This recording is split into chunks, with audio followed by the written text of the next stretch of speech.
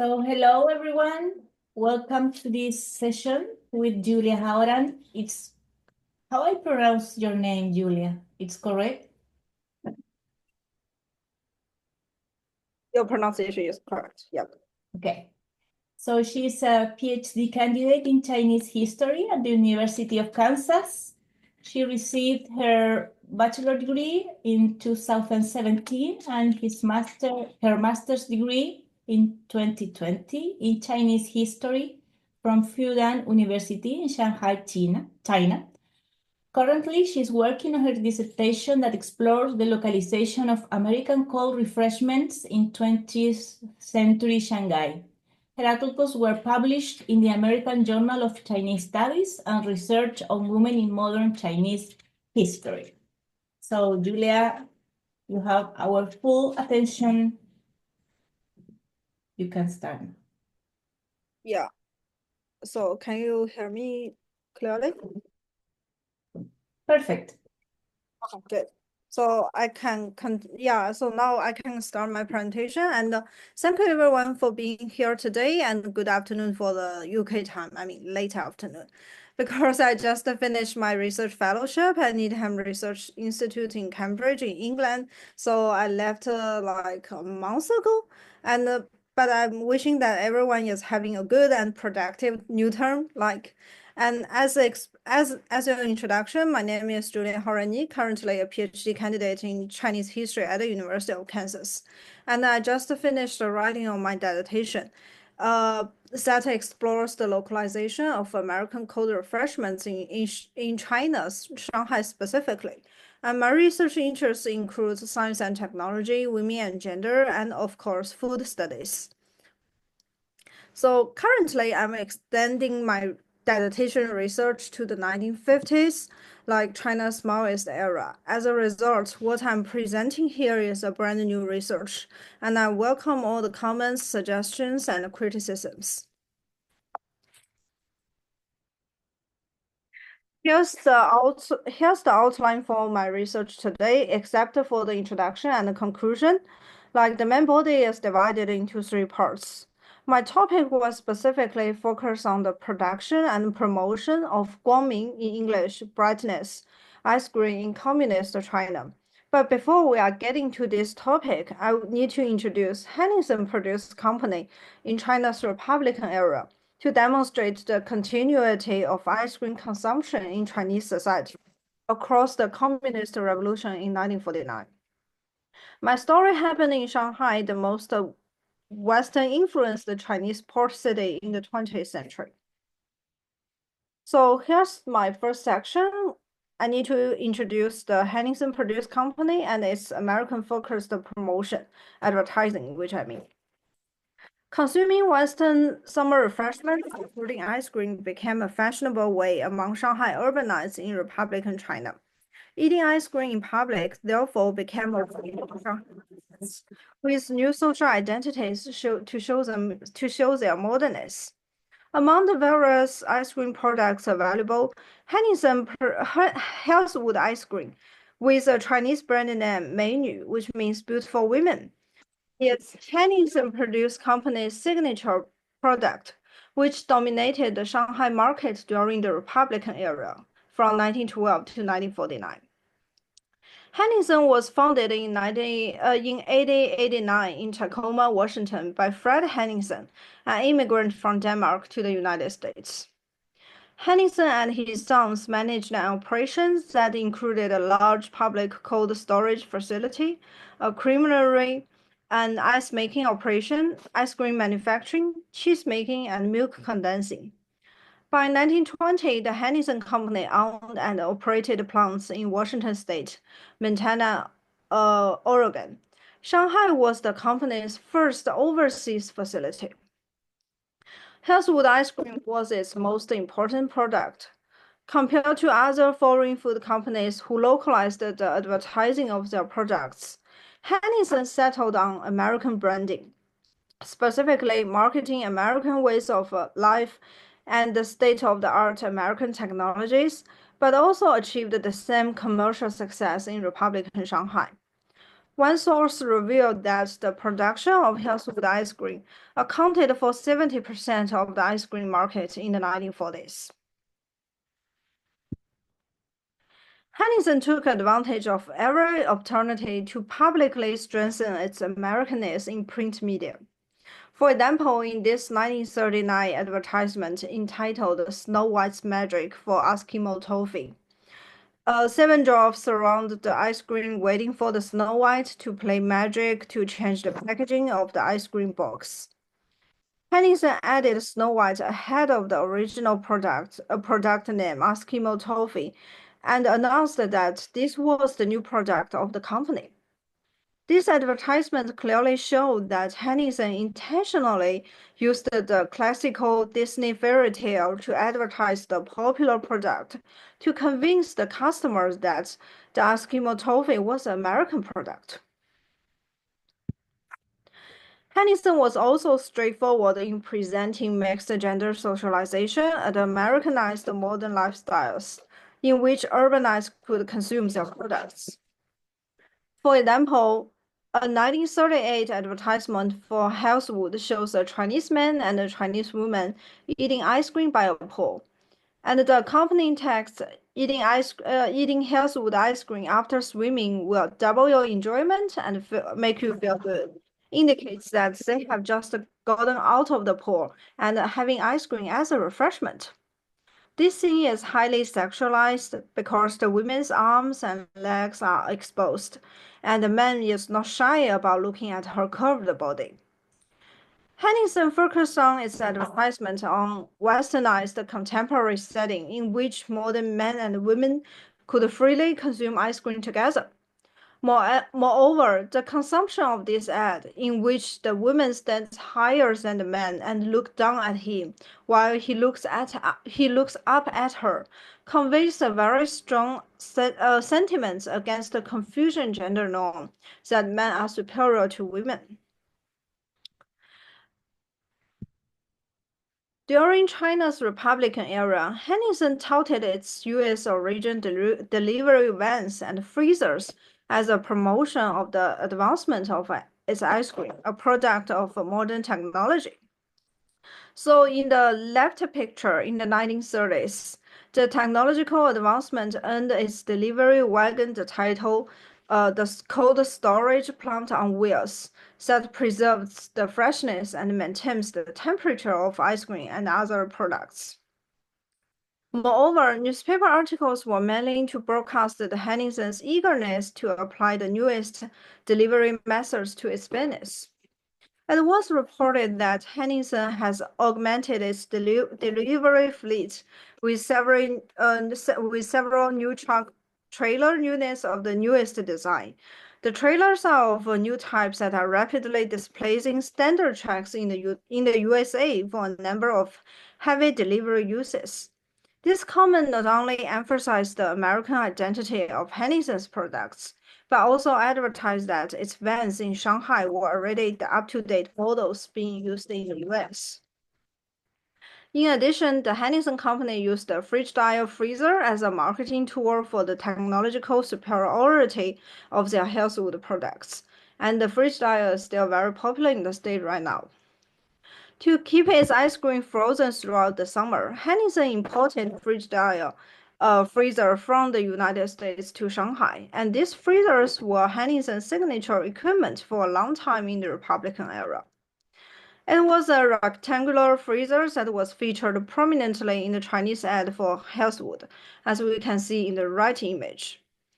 Available archives reveal that Henningsen ordered the cabinet parts from the American Engineering Corporation, which directly shipped these goods from the US or Manila to Shanghai. In the Republican era, when technologies in China were not advanced overall, these imported freezers, in addition to their practical functions, acted as effective marketing of advanced American technologies. So now let's get to the story, like the focus of my story today, the Guangming refreshments in the communist China. The story of Henningsen in Republican Shanghai provides with a sense of how this American company used the American branding to dominate China's ice cream market in the first half of the 20th century. Unfortunately, Henningsen ended most of its business in China in 1947 on the rising Chinese nationalism and declining post-war economy. During China's Civil War, the Chinese Ministry of National Defense of the Guangming, the KMT, purchased the Henningsen's factory, including the land and equipment on the Seguin Road. KMT then reorganized it into the Shanghai Experimental Subsistence and Clothing Plant to produce military foods as a resistance to the Chinese Communist Party. And I didn't change like the original translation here because the picture after I finished that is formed, so I need to do more do more changes on it in the next version. After the establishment of the People's Republic of China, the CCP took over this plant and reformed it into the Xinhua Egg Factory and then the Yiming #1 food factory in 1950s. So it's in the red line. The communists used the American equipment to produce ice cream, egg, and other food products. The remaining of the Henningsen, they didn't completely existed in the early period of the PRC, moved to other places and coexist with the Yiming #1 food factory from 1950 to 1952, continuing to produce its ice cream products in the early period of the PRC. And the new company name Yiming was consistent with the CCP's Communist Party's propaganda that the party was to serve Chinese people and fight for their interests. Yiming in the Chinese character literally means for the good of the people, and the business philosophy of the Yiming factory was people regard food as a haven, and I regard people as my haven. After the Yiming factory operated, new equipment from the US, as well as the old equipment of Henningsen, successfully manufactured the first bag of Guangming milk powder and the first batch of canned food and dehydrated vegetables for the new communist government. Yiming #1 food factory was the first comprehensive food industry enterprise with a large production line in the history of the PRC. Its products include cold refreshments, canned food, milk substitutes, candies, beverages, and chocolates. Basically, the same like product types as the Henningsen produced company before the PRC established. So creating the brand of Guangming was the most contribution of the Yiming #1 food factory to the PRC's food industry. Jiang Zemin, who later became the president of the Communist Party, found it necessary to resume the production of cold refreshments, Shanghai citizens' summer necessities, especially because the Yiming factory retained intact equipment and machines for producing healthy ice cream. Jiang submitted a detailed report about sourcing raw materials and idea for product distribution.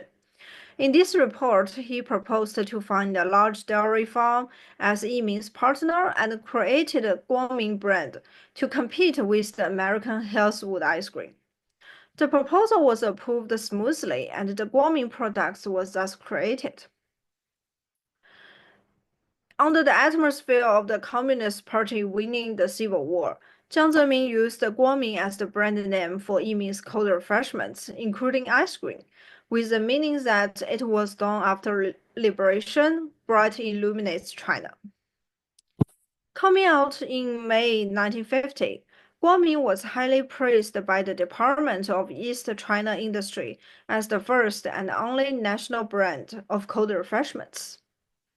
At that time, Guangming #1 food factory set up more than 10 production lines for ice cream, becoming the first enterprise in communist China being able to produce food refreshments on a large scale in an industrialized way. On November 8, 1950, the Guangming brand was officially approved for registration for its products of ice cream and other food products like candies and cookies and also canned meat. As a result, both Yiming and Guangming, the company name and the brand name, was created in a highly politicalized context when the communist government was newly established. My last section was about ice cream for the Chinese masses. Guangming cold refreshments didn't sell well at first in the Shanghai market when they come out. Of course, the Shanghai urbanites were already accustomed to the taste of American Hillswood ice cream for decades. Accordingly, it was hard for them to favor Guangming in a short time. In this case, Liang Ming, a Yiming employee and a graduate of Hong Kong Universal College of Art, was appointed to design a recognizable logo, packaging, and advertisement for Guangming products. Inspired by the bright associated with the word Guangming, Liang eventually decided to use a torch as Guangming's logo. A burning torch is in the center, like surrounded by 56 rays that symbolize 56 ethnic groups of China as the rising sun. As a result, the image of the torch was highly symbolic for the newly established People's Republic of China and of political significance. The Chinese masses, rather than the leisured middle class or upper class Chinese that Henningsen targeted, were Yiming factories like targeting customers of its Guangming products.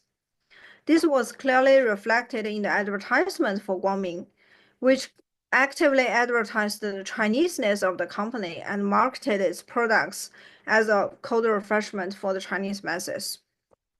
The Yiming factory positioned its cold refreshments as 价廉物美 in English, which means a cheap price or reasonable price, but with good quality, to make its Guangming products accessible to wider customers. In addition, in each advertisement, the term 国营, like the state-run, was put in front of the factory name to show its Chinese identity. Further, the Yiming factory identified itself as a 人民工厂 in English, the People's Factory, an enterprise that was owned by the Chinese masses. In its advertisements for Guangming, the Yiming factory commonly to highlight in the text that state-run factory are the people's own factories. So please eat the products of your own company, or please eat the products of people's factory to encourage people's the purchase of Guangming's products and as a resistance to the threat from the American Hillswood ice cream. Due to the lack of dairies and the devastated economy in the early PRC, frozen pump instead of ice cream became the mainstay business of Yiming factory for a while because of its affordability. In terms of the flavors of frozen pumps, the Yiming factory also respected the wishes of the people and used the fruits and vegetables that were widely available and cheap in people's everyday lives as the main ingredients. From 1952 to 1955, the Yiming factory developed and launched frozen pumps in green bean, green plum, orange, banana, pineapple flavors, and the factory was proud of the good quality and the freshness of these fruits and vegetables as the raw materials. So in the July 1953, 新民晚报, a local newspaper, published one advice from an anonymous reader that suggested the Yiming factory produce frozen pumps in tomato flavor. So as a result, compared to the luxury Hillswood ice cream, these fruit and vegetable-based frozen pumps were more welcomed and more affordable by a large array of Shanghai citizens. The Yiming factory more efficiently and effectively organized the workers as promoters of their products.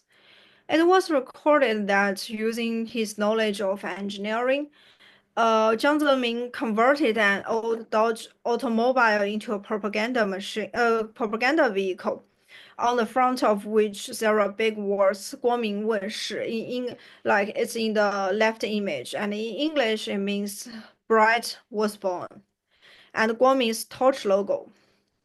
This promotional vehicle come out. It was recorded that this promotion vehicle come out of Yiming #1 food factory, circle to the Bund via Siping Road, and then come back to the Victoria Road. It was also go through the 大世界 in English, the Great Wall World, in the Great World, like a landmark in the Shanghai city center. There was a beautiful female worker on the vehicle and holding Guangming products and using a microphone to promote them all the way. Dressed in white, the workers follow the vehicle and hand out free Guangming frozen pumps to the public along the road. This activity was sensational at that time and was published widely in contemporary print media.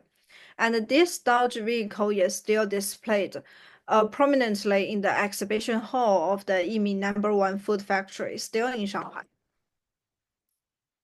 Street vendors played a significant role in popularizing Guangming refreshments. The shortage of refrigerators in the early period of the PRC made it impossible for the Yiming Food Factory to compete with the Henningsen Company, which has established a citywide delivery and sales network through renting out refrigerators for free. Because Henningsen didn't allow the dealers using its refrigerators to sell other brands of products, when first establishment, the Yiming factory could only supply its cold refreshments to stores that didn't use Henningsen's facilities. Consequently, Guangming products were only available in a limited number of places. To solve this issue, the company effectively mobilized a large group of poor citizens, approximately 2,000 in the archive, to propagate their products in the city. The factory customized many wooden cold drink boxes with Guangming logos on them and distributed them to the hawkers or street vendors, as we can see in the right image. So this image vividly depicts a scene of street vendors wedding and selling Guangming frozen palms in hot winter, and the Guangming logo is clearly printed on the wooden boxes. By this means, the Yiming factory could easily distribute its products throughout the city with the movement of these mobile vendors or hawkers. To encourage more street vendors and dealers selling Guangming products, the Yiming factory promised a profitable business. Dealers could get a 50% discount on the wholesale prices, plus a 3% or more incentive bonus. The hawkers or street vendors had some concerns about selling Guangming frozen pumps because these wooden boxes didn't keep cold well, and the frozen pumps would melt after an hour in the hot weather. So to make up for their potential losses, the Yiming factory promised higher profits to the hawkers by raising the selling prices of Guangming products.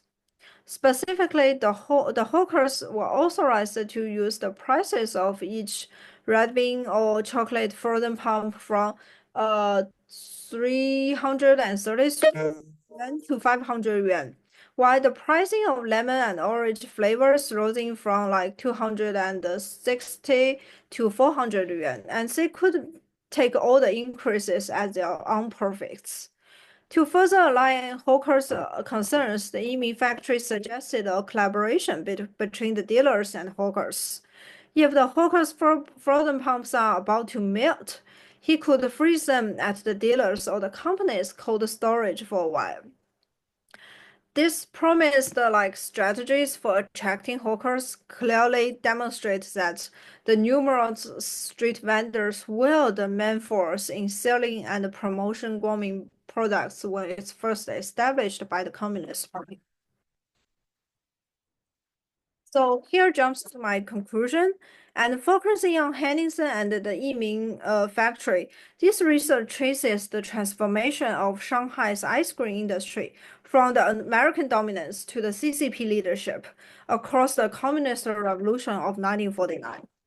The cultural meaning of consuming ice cream also shifted from a symbol of capitalistic enjoyment to an emblem of proletarian consumption due to the political revolution. The birth of Guangming in Communist China reveals that the habit of consuming Western-style refreshments has become deeply rooted in the everyday life of Chinese urbanites, compelling the CCP to promote a nationalistic alternative to satisfy like the popular cravings. Within the new communist environment, the leaders of the Yiming factory marketed the newly founded Guangming refreshments produced using the American machinery as the products for the Chinese masses. They further mobilized a large number of the street vendors to sell Guangming products.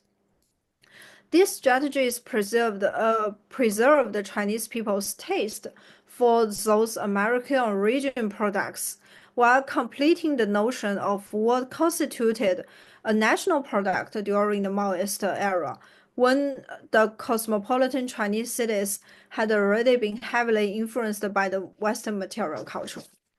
And here's all of my presentation today, and I welcome like all the questions and from the audience. Thank you very much, Julia. And